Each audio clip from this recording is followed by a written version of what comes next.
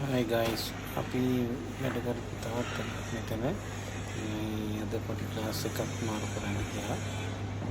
මේක කටාර් එකේ චර්ච් එකක්, ක්‍රිස්තියානි චර්ච් එකක් අලුතෙන් හදන.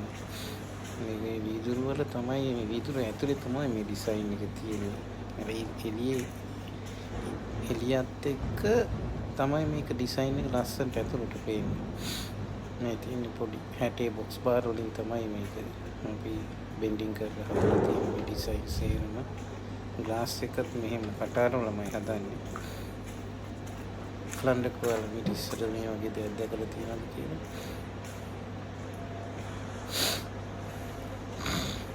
මේක ක්‍රිස්තියානි අය කියන හැමෝම දන්නවා ක්‍රිස්තියානි අය නම් මේ පින්තූර වල මොනවද තියෙන්නේ කියලා.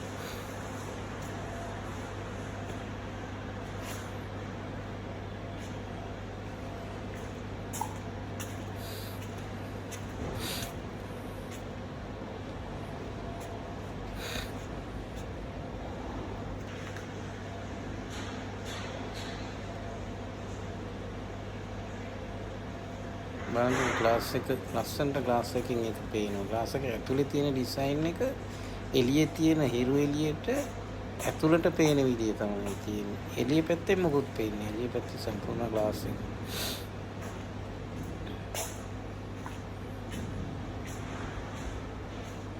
බලන්නකො දේවමෑණියගේ පින්තූර ලස්සනට තියෙනවා. තියෙන බොක්ස් බාර් මේක ග්ලාස් එකක් සාමාන්‍ය කිලෝ 250 300 කිලෝ ගාන වගේ තමයි තියෙන්නේ. තාම හදලා ඉවර නෑ.